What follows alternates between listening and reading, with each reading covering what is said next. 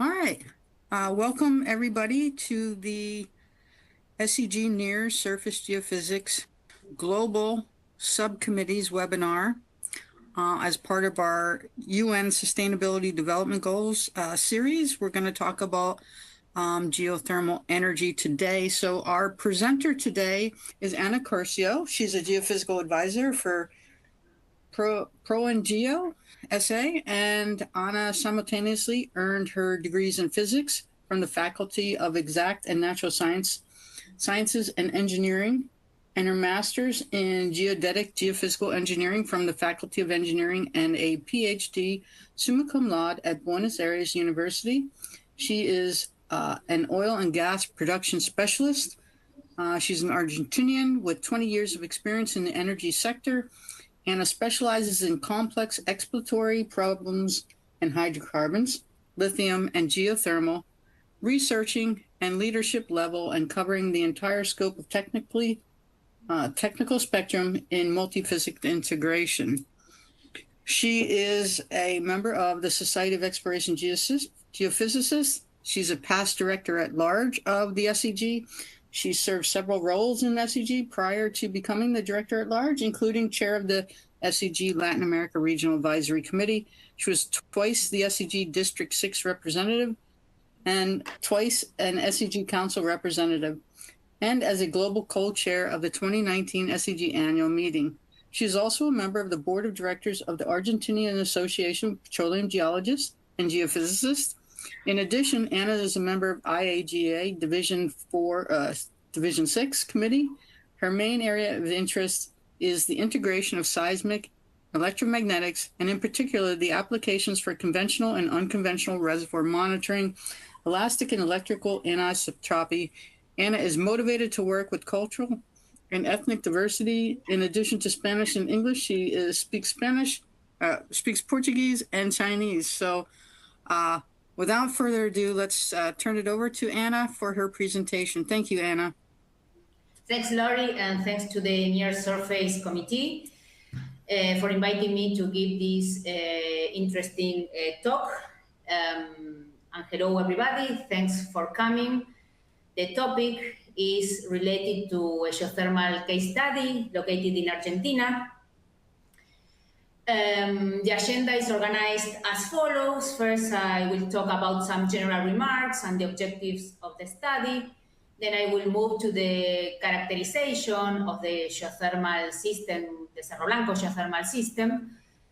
Then I move to the geothermal reservoir modeling and also to explain how we calculate the temperature distribution from geophysics. Then I'll move to the well proposal and its energy potential, and finally I will provide some insights regarding validation, and then I will move to the conclusions and sum up this talk. So, as you know, the energy transition drives the energy sector to renewables and electrification, increasing the world mineral consumption and favoring the renewables industry, and in particular the geothermal industry. And if we see this picture in the next slide, here I show a global geothermal map that presents the suitable areas for geothermal, the location of some geothermal power plants. In red, we see the most suitable or powerful locations in the world. And we have also areas identified in orange and yellow, which are related to mid and lower areas of potential energy suitable for location of power plants. If you're interested in learning a little bit more about some global geothermal resources, you have several interesting SEG talks that you can find in the SEG YouTube channel.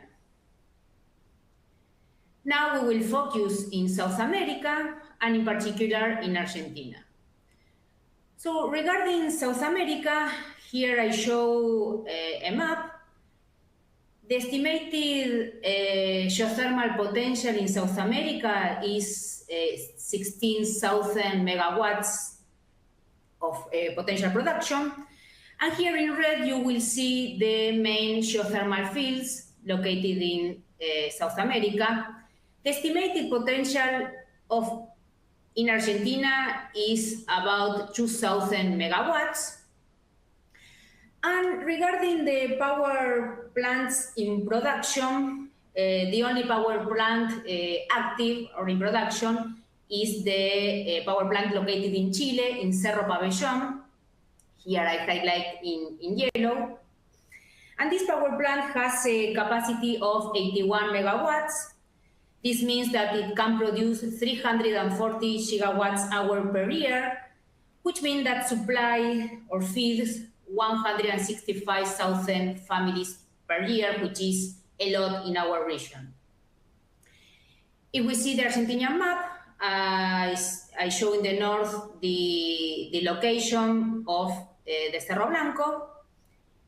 And if we compare the map with the electrical net in Argentina, we will see here we have a green circle in the northwest part of Argentina that shows that there is a lack of electrical supply in the north of our country. In red, we can see the high voltage lines, and in light pink, we see mid-tension or mid-voltage supply, but here there is a lack. And this region is very important for us because here we have a strong mining industry and lithium industry. So if we can find or we can develop a geothermal field that can supply energy to the northwest of Argentina, will be very important for the energy development here.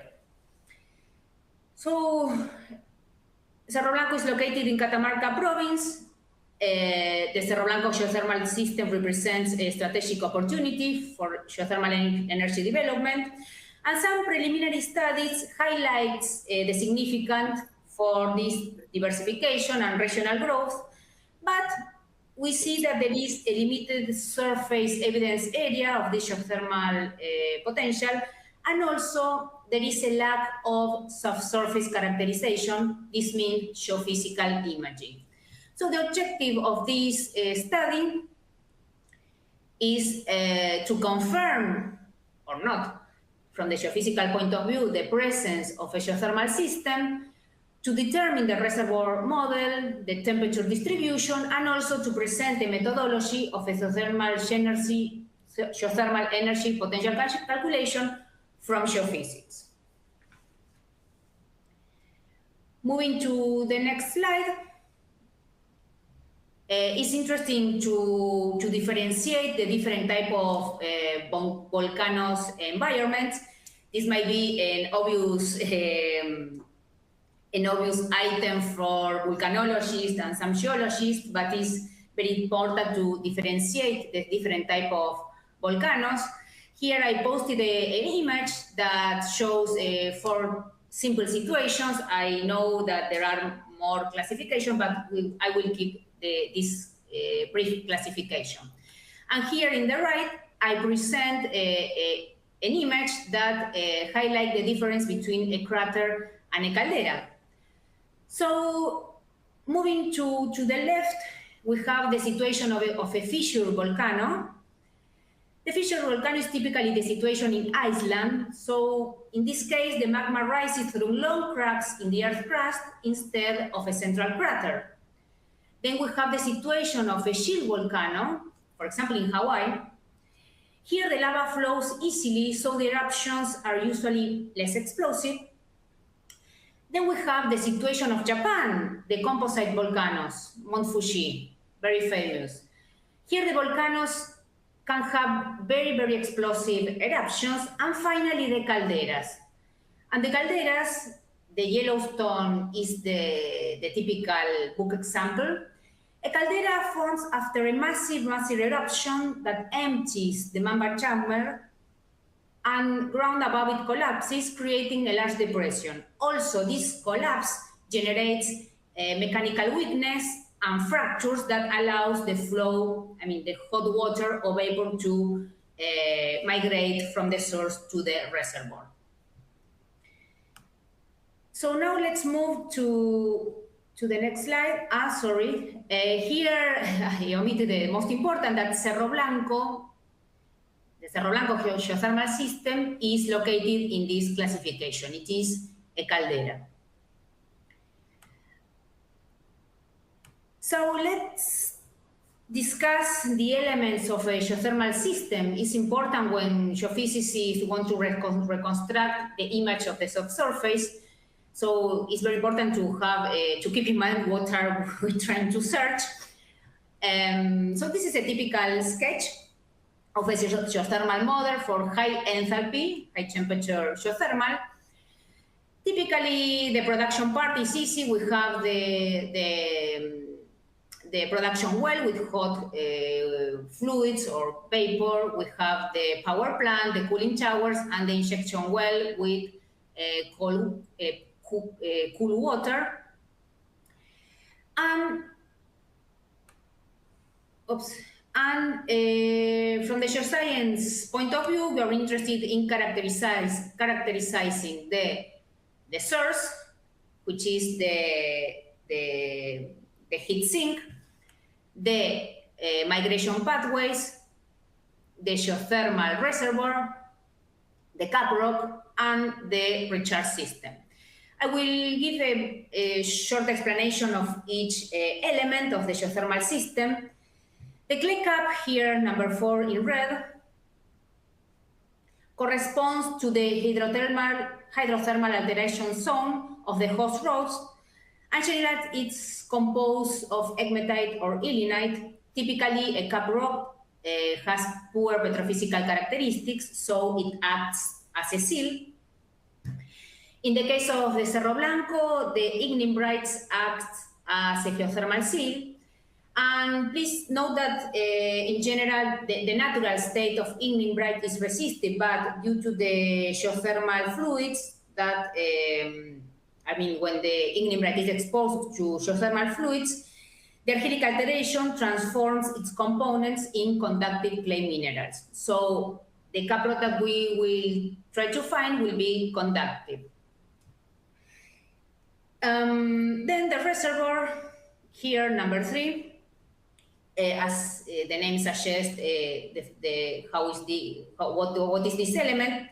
Here, the geothermal fluid is deposited at anomalous temperature gradients and typically has very good or good petrophysical properties that allows to store and circulate the vapor or hot water. The source, as the name indicates, is the heat sink and is the hottest elements in the geothermal system. Can be magma.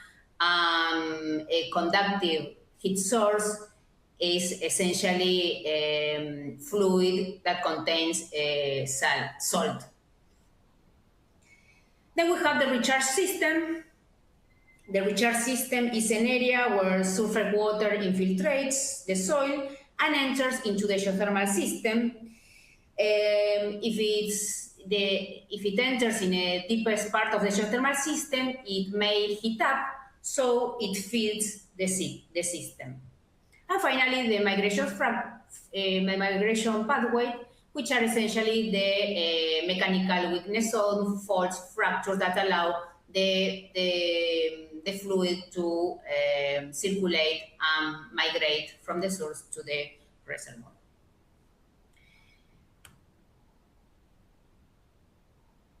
So now let's move to the Cerro Blanco characterization. First, we will discuss geology and then the geophysical results. Previous geophysics and the new geophysics results that may reshape the current concept model.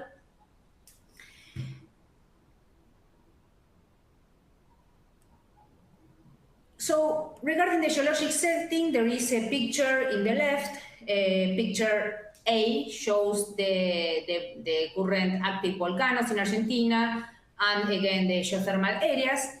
And the picture number B shows the structural map that contains the different geological environments. For example, here in pink in the west, we have ignimbrites and volcanites, and in gray the quaternaries. It's important to learn or to know that the Cerro Blanco system is a nested caldera.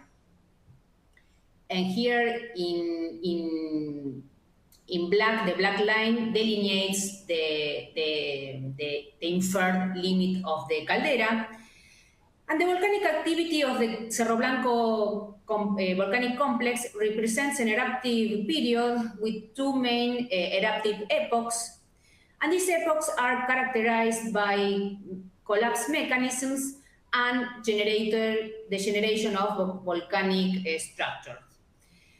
So these two eruptive periods are associated with two large calderas. The first one is the Campo Piedra Gómez caldera, and the second one is the Cerro Blanco caldera.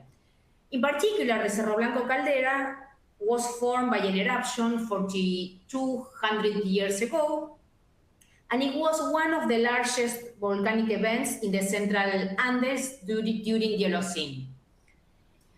If we go to the right, to the picture in the right, we will see the concept model, the current concept model. This concept model is constructed using geochemics. This is a geochemical concept model. The line is a south to north line, contains this green point that is the fumarole. And also in the reference, we can see that in blue, we find the evidence of cold spring, in red, evidences of hot springs. And in the bottom part, I mean, in the right bottom, we see the concept model constructed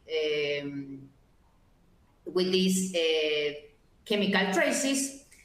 And first of all, we need to note that the content of sodium chloride and bicarbonate suggests that there is present an active and mature hydrothermal system.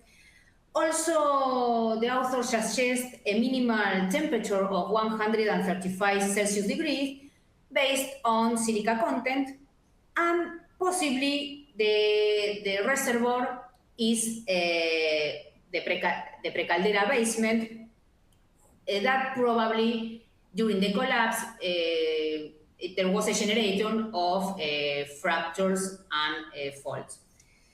So the authors highlight that they estimate, and this estimation comes from preliminary gravity lines, they estimate a reservoir depth of 1.2 kilometers, a surface temperature of 10 degrees, and also they estimate, based in silica content, a reservoir temperature of 135 Celsius degrees. Also, they estimate that the magma chamber is located at 6 kilometers depth. So they establish a geothermal gradient in the reservoir that contains hot fluids of 104 Celsius degrees per kilometers. For those who are not familiar with Celsius degree, 104 Celsius degree is about 220 Fahrenheit degrees.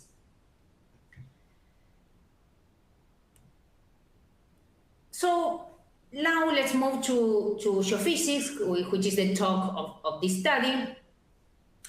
Here I want to show you some previous geophysics. In 2008, there was collected 90 gravity stations separated between 500 and 1,000 meters of separation of stations. The lines are north-south and east-west, inline and cross-line the caldera. This line contains, again, the fumarole. And the quantitative interpretation, the 2D gravity direct model, assumes or assigns densities of 2.6 to the metamorphic basement and 1.8 to the volcanic sediments, and they could find or characterize the geometry of the El Niño, the Caldera Cerro Blanco, and the Caldera Robledo. They also estimate a depth of the reservoir in 1.2 kilometers, which was used in the previous slide in the concept model. I didn't find any constraint in this study, so we need to be careful when gravity doesn't have a constraint because it has an ambiguity issue. We measure one value of gravity and we calculate simultaneously density and depth. So if we assign a density and we feed our observed data to our calculated data to our observed data,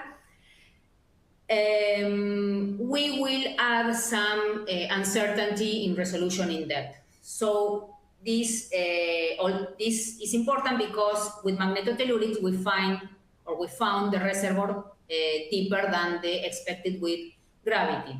But in any case, gravity is a wonderful method, and we recommend to measure, to complete our measure with gravity, but we need to be careful with the constraints in depth. Based on these gravity lines, there was constructed a structural model. This structural model also inferred inverse faults and also delineates some semicircular faults that highlights the nested calderas in the Cerro Blanco.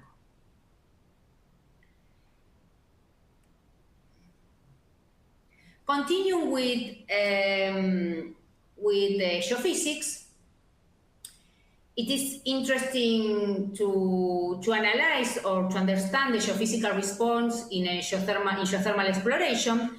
So this table summarizes the different methods and their sensitivity to different characteristics. For example, in the first column, we have electromagnetics, direct current, seismic, and the potential methods, gravity and magnetics. In the second column, we see certain methods that are very well used in geothermal exploration. In the third column, we see for each method the sensitivity to dimensionality. For example, the vertical electric sounding is a 1D method because it assumes a layer cake situation. It is 1D and assume hypotheses like an isotropic Earth and homogeneous Earth without, and a layer cake model. And for example, other methods like magnetotellurics, seismic, gravity, magnetics can increase the dimensionality, so they are able to provide a 2D or a 3D interpretation.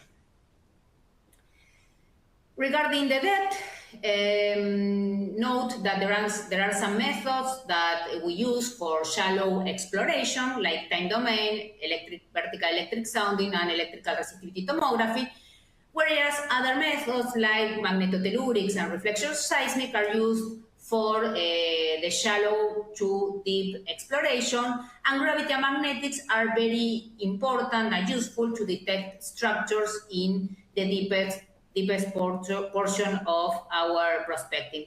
When I talk about prospecting, in the case of Cerro Blanco, we have a depth of investigation of 6-7 kilometers. So in general terms, we can say that less than 10 kilometers. Regarding fluid, of course, the electric and electromagnetic methods provides the electrical resistivity, which is a physical value that is very sensitive to fluid and in particular salinity content in this fluid. So this quantity is very important in geothermal, and also the sensitivity to temperature in depth is very important in geothermal. So again, the electrical resistivity is a physical property that is very sensitive to change of temperature in depth. So that explains why we have chosen magnetotellurics, and of course, we recommend to integrate with other methods like, for example, gravity. So for those who are not familiar with magnetotelluric, let me explain very briefly what is magnetotelluric, explain the physical principles of the method. So here we have the family of electromagnetics. Electromagnetics is about variable fields variable on time, And inside electromagnetics, we can differentiate two groups. The first group is the group of natural source. Magnetotellurics is here. And the second group are the methods that comprises those that uses artificial source, like time domain, control source, and other. So the natural source in magnetotellurics is generated by some phenomena that occurs in the coupling between the solar wind, a magnetosphere, and also in the ionosphere. So we have an electromagnetic wave that arrives to the surface, a plane wave. So when it arrives into the surface, enter into the subsurface, and the physical principle of these methods is as follows. We have this primary electromagnetic field that in the subsurface that induce, in turn, electrical currents, in particular in the conductive bodies and conductive accumulations, which in turn generate a secondary electromagnetic field whose signal is collected with receivers in surface. So here in the next slide, I show a sketch. In this sketch, we see how magnetotelluric, how is the setup of a magnetotelluric. We collect magnetic component and electric component. So in red, we see the magnetic coils, yes, north-south, that is aligned with the magnetic north, east-west, that is transversal to the magnetic north, and a vertical magnetic sensor or coil. Then in green, we see the electrodes that provide the measurement of electric field north-south and electric field east-west. Here I show in the picture. And okay, we measure electric and magnetic fields. And in general, here there are images that shows the electrodes buried in the soil. In general terms, we say that the magnetotelluric acquisition is full tensor when we collect 5 components of the electromagnetic field, 3 magnetic, north, south, and vertical, and 2 electrics. If we measure only the horizontal components, it's not a full tensor measurement, but also allows to calculate the impedance tensor that contains all the information of the electrical resistivity distribution in the Earth. If we add the measurement of the vertical magnetic field, we can calculate the Tipper vector that can provide us with some special attributes related to this quantity.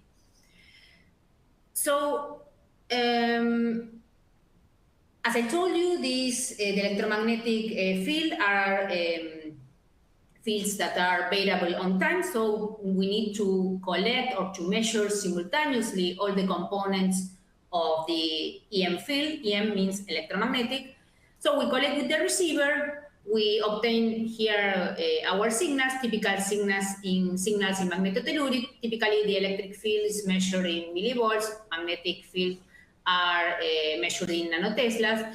So once we have our components, 4 or 5, we are ready to process them, clean them, to calculate the transfer functions, calculate the impedance tensor, and at the end of the day, what we obtain is apparent resistivity and phase as function of the period. This is for one station, and all this measurement is 1.1 station. So we do this for all our stations, and once we have our apparent resistivity and period a function of that, we decide if our Earth will be 1D, 2D, or 3D. So through a numerical inversion, which is the correct numerical process, we recover the true electrical resistivity distribution in the subsurface. So let's move to the workflow, and this workflow is for this geothermal case study. First, we did the antecedents review with the preliminary concept model. This concept model allows us to make the feasibility study and also to make the survey design. Then we executed the acquisition itself, we process our data, we do a post-processing analysis. At this step, we make some corrections like static shift correction, dimensionality determination, which is very important to see if 1D, 2D, or 3D is a correct hypothesis. Obviously, 3D is always a correct hypothesis. And here in Cerro Blanco, we find that the shallower mid portion of the subsurface can be 2D, and the deeper part has a 3D behavior. Then we construct our 3D, we do the geophysical interpretation, 1D in key stations, 2D in 25 lines, and then we construct the cube. Then we are ready to move to the 3D reservoir modeling, which essentially is to construct a geocellular model. At this point, we are ready to estimate the temperature distribution, and with the temperature distribution and thickness of the reservoir, we are ready to propose a well and estimate its its geothermal potential. Sorry. Okay. So here we have the block, the original block. We see that the block contains the fumarole. Opa.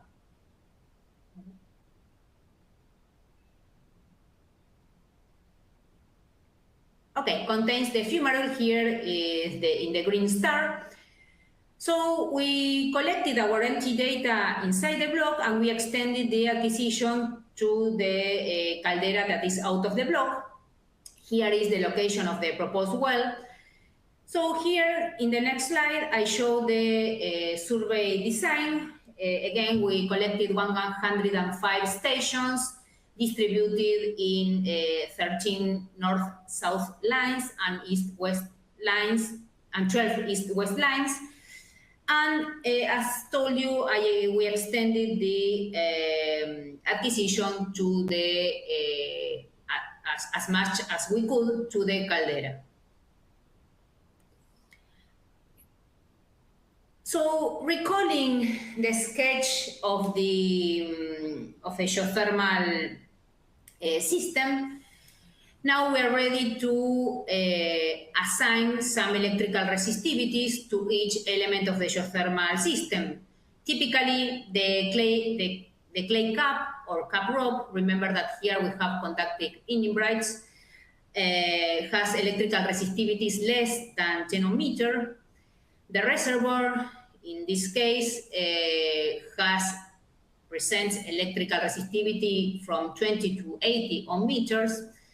And the heat source, in general, if it has a salinity content, is very conductive, which is the case. So typically, the electrical resistivity of this deep body is about less than 10 ohm meters, and we extend it to 20 ohm meters to give some continuity of the geobodies.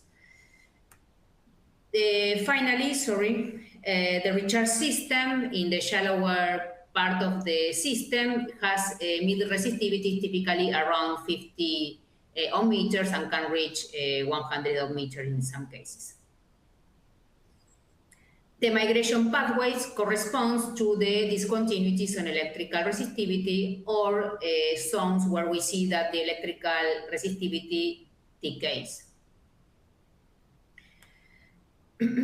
So let's move to the geophysical interpretation. And here I will highlight the main conclusions using a map view located at 6 kilometers depth and a profile, a 2D profile located in the southern part of the survey. Well, first of all, the main aspect that we can see is a big discontinuity that we call main fault. This main fault separates the geology of the subsurface in two parts that have completely different characteristics. So we call the south everything that is in the southern and at the right of the main fault, and we call center everything that is at the right of the main fault. Of course, west is west and north is north. So here we see electrical conductivity anomaly that is less than 10 ohmmeters. This electrical conductivity anomaly is located deep, below 4 kilometers depth. We can appreciate this here in the 2D profile in the east. So we interpret this anomaly as the heat source.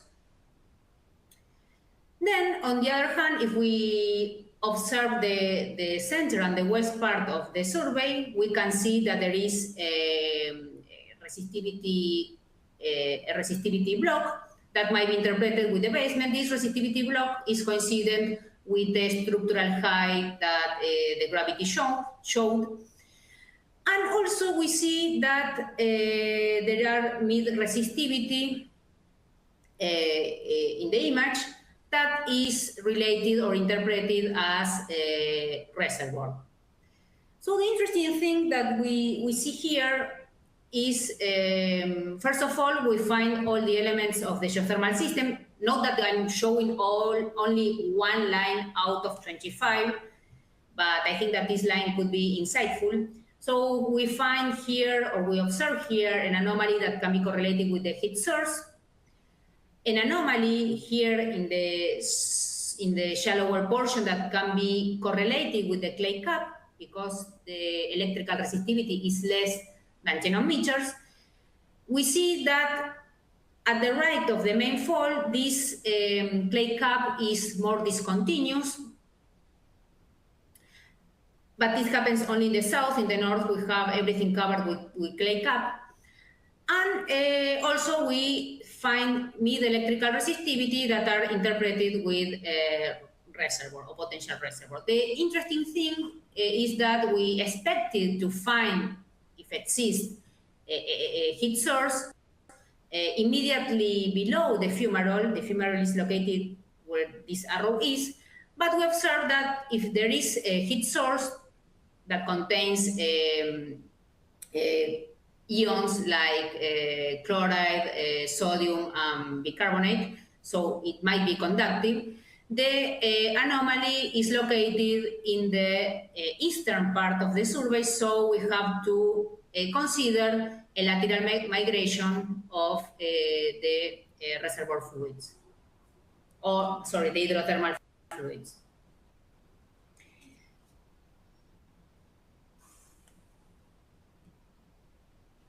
So now moving to the reservoir modeling. Note that once we have the true electrical resistivity calculated, is it possible to construct the reservoir geothermal reservoir modeling? Typically, the geothermal reservoir model includes not only the geophysics, includes structural characterization, geochemical data, well information. It is important to note that here in this project we don't have any wells, so we don't have petrophysical information, and also we don't have resistivity and temperature profile, so we can make a cross plot and study how the resistivity varies with temperature in depth.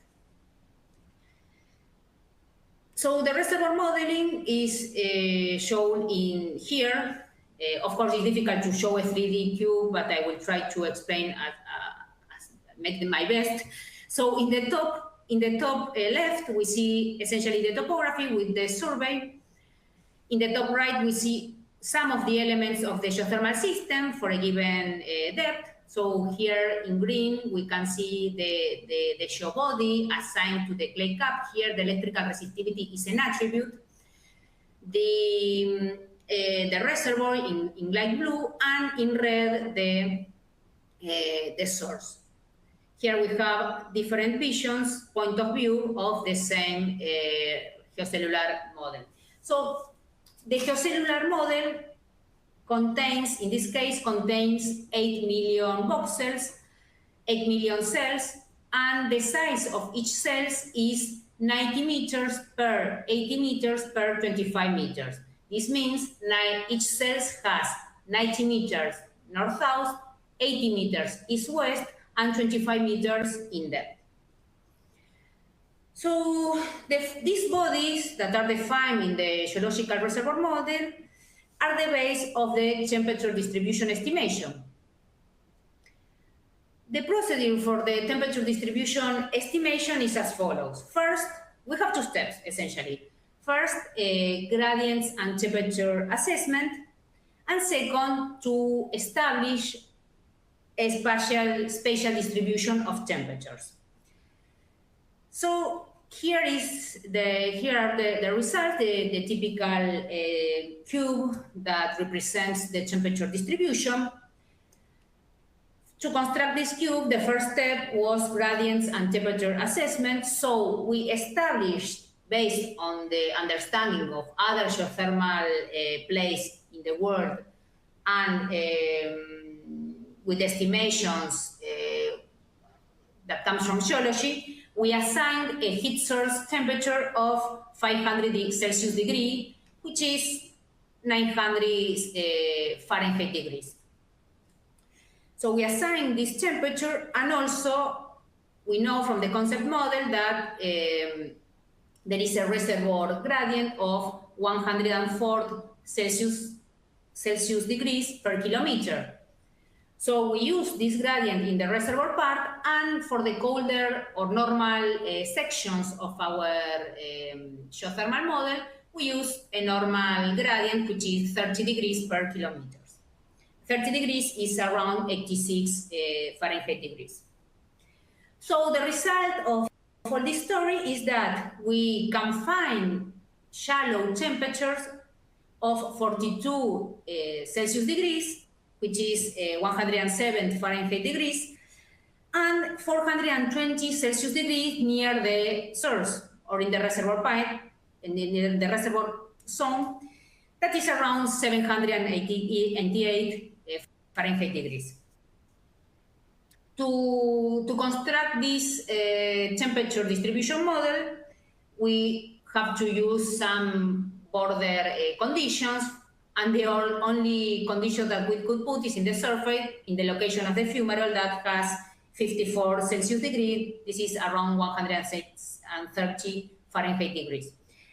So the second step was to assign a spatial distribution of temperature. Of course, the temperature is not homogeneous in all our reservoirs, so we have to simulate it. And for this, in this step, we use the above conditions related to gradient and temperature assigned, and an anisotropic Laplace operator.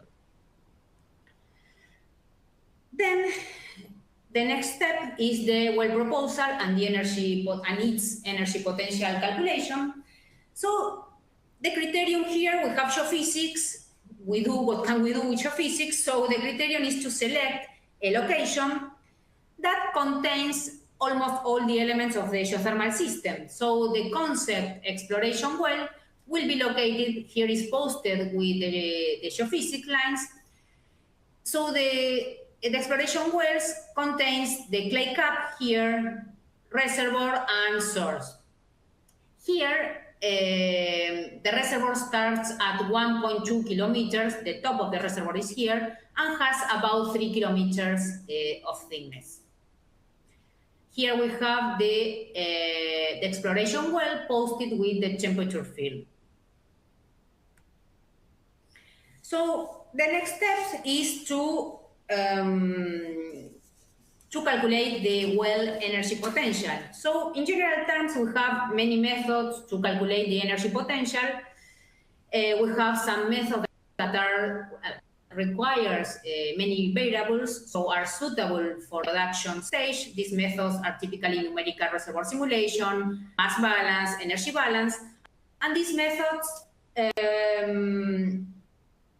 at this stage, of course, we have a very good understanding of how our reservoir works, but in exploration, we have a lack of data. So we find analog methods, heat flux, or volumetric methods. So I made a ranking from minus to, from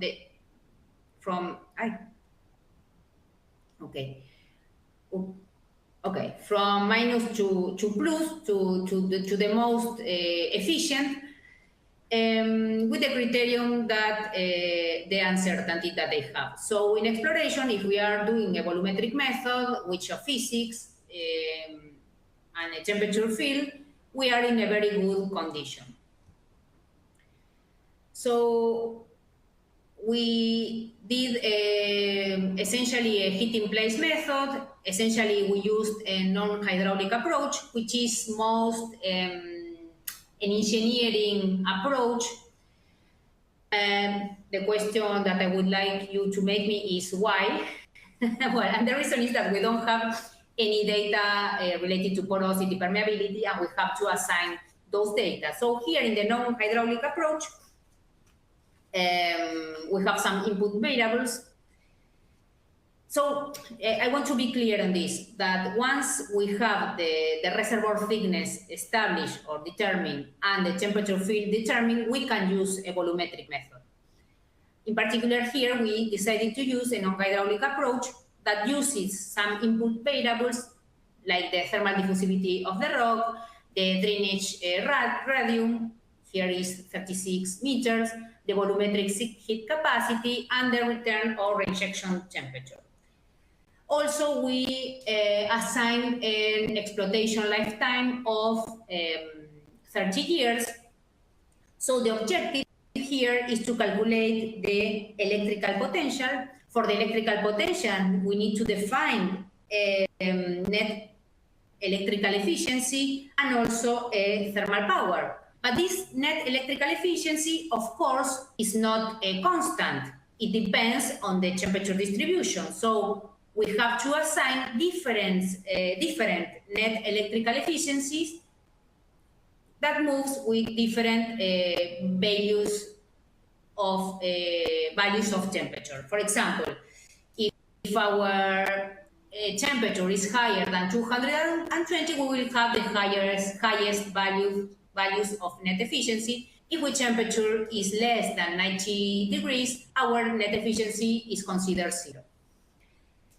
So once we determine we estimated the net efficiency as function of temperature, we use also the thermal power, and the thermal power here is function of the drainage radius, the volumetric heat capacity, and the difference between the temperature reservoir and the rejection reservoir.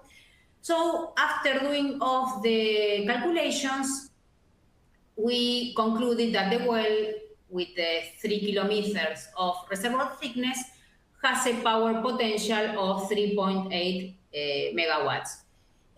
Of course, we can discuss why we didn't take all the volume, the 3D volume, and make the calculation over this, but this is a discussion that I will keep for the Q&A part. So finally, the validation, and I'm finishing the presentation. And well, here is posted the original concept model, which was very helpful for us. The south-north, the model is a south to north, covers a south to north line. Remember that the Mamba chamber is located at 6 kilometer depth, but assumes a semi-vertical or vertical migration of hydrothermal fluids. Here I show the map at 6 kilometers depth. And here I show a profile in the southern section of the survey, showing all the elements of the geothermal system.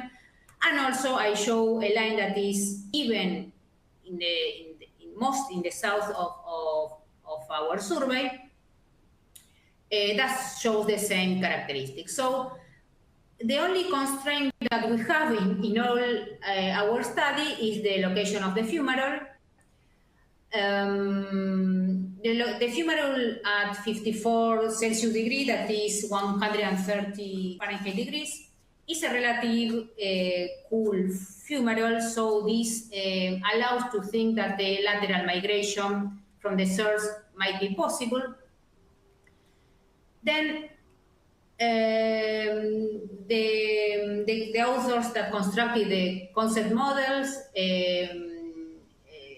claimed that they found a CO2 manifestation that could be related to the gasification of the precaldera basement, which is coincident with the resistive part in the west of the results.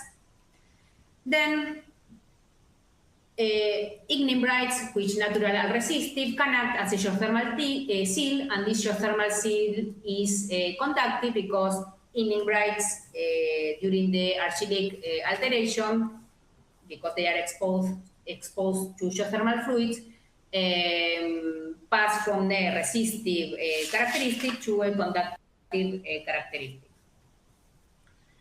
And finally, the presence of traces of this bicarbonate with sodium and chloride, which essentially makes the hydrothermal fluid conductive, is in concordance with the conductive anomaly interpreted as a source. And finally, the magmatic chamber located at 6 kilometers depth, we are right, we found that 4 or 5 kilometers depth, it continues in depth, but is consistent with the concept model. The only thing is that we find the magmatic chamber or the source at the east-southern portion of the Cerro Blanco. So to sum up, here are the geological references of the geologists involved in the construction and preliminary studies of the Cerro Blanco, and here the references of the geophysical interpretation. So to conclude, very brief, we have one of the objectives was to determine if Cerro Blanco contains or not all the elements of the geothermal system that confirms Cerro Blanco as a geothermal system, and we say yes, we find anomalies that can be correlated with the different elements of a typical geothermal system. Particularly, this geothermal system is a caldera. Then we make the geophysical interpretation, and we constructed a 3D geocellular model that contains 8 million cells. Then we estimated, using some assumptions, the temperature field distribution. And finally, we proposed a well and calculate its energy potential by using a non-hydraulic approach. Next steps, we suggest, of course, to drill an exploration well and provide information related to petrophysics and logging, resistive and temperature logging, so that we can make a cross plot and study how resistance varies with temperature, so we can calibrate our model. And also, we strongly suggest to measure 3D gravity. So thank you, and I'm open to discussions, questions, and any suggestion that you consider. All right, thank you very much, Anna. That was very nice. I see a couple questions in the Q&A box, so we'll start at the top. The question is, selection of parameters and techniques of parameter implementation in the MT inversion That doesn't sound like a question. Yeah. Maybe it's how do you select the parameters and the techniques to implement the MT inversion? Yeah, selection of parameters, essentially the horizontal, vertical weights.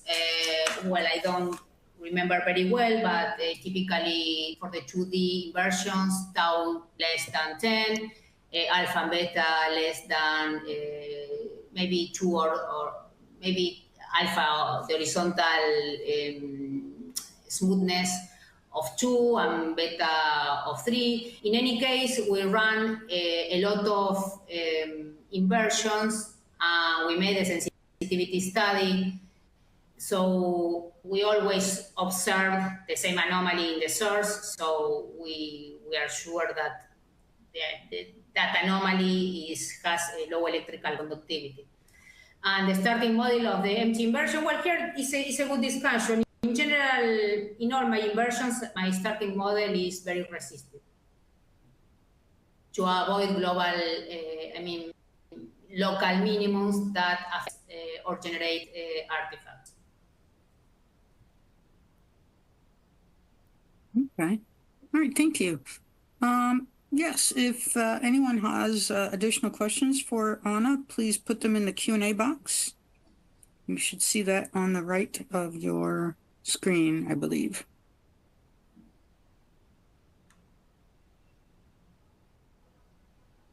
Okay.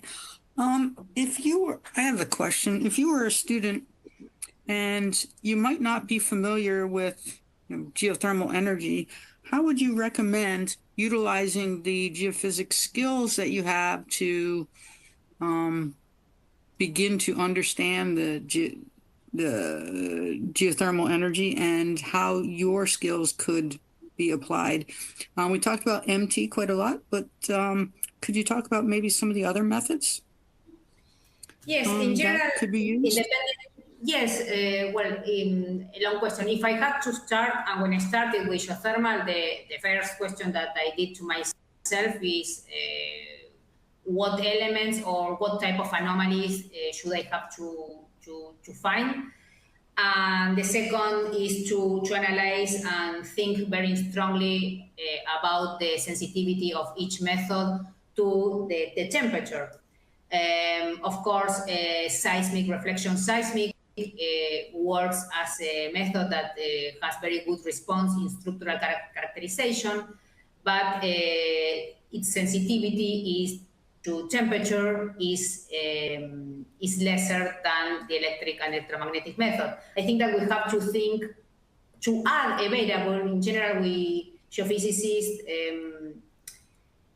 we know when to use a method for structure, fluid, method that can reach high depth of investigation. But here we have to add the temperature as an important variable.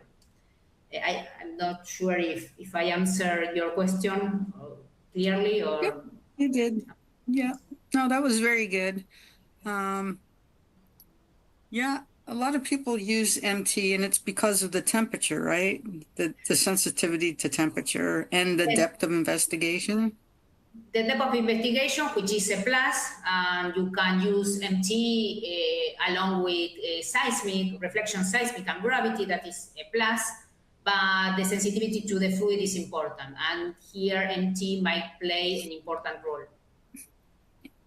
All right, thank you. Then we can discuss the resolution aspects of MT. It's true, it's a method in the electromagnetic wave, it's a diffusive wave, so it loses resolution. Seismic is an undulatory phenomena, it's a wave, so has better resolution. We can discuss these aspects, but in general terms, in exploration, and we want to find the source, especially, it's important to, the resolution is not very important. We find the body and we made our exploration model. Mm-hmm. How long did it take you to conduct that survey? It looks like it would have taken quite a while. I think that the entire project was about 6 months from the acquisition and providing all the steps. We use 5-6 months. I mean, the project ends when we give the final report, no, right? So Yeah. there was a phase of studying of antecedents, was assigned 1 month, I think. Then a step of the feasibility and acquisition, maybe 1 to 2 months, and so on. Yes, in 6 months, we finished the project. I don't know if it is too much or not, but we covered all the steps that the client required. They wanted a well and geothermal and energy potential estimation. Okay. All right. Well, we are a minute over. So, oh, I do see another question. And it says, do we have a specific satellite, looks like, for MT for proper time? Okay. Oh, looks like you maybe froze. Yep. Did you hear the question? Oh, you're freezing. Oh, what a question. Now, when we measure in the field, we have different, this question goes to, Oh. Well, we're breaking up here.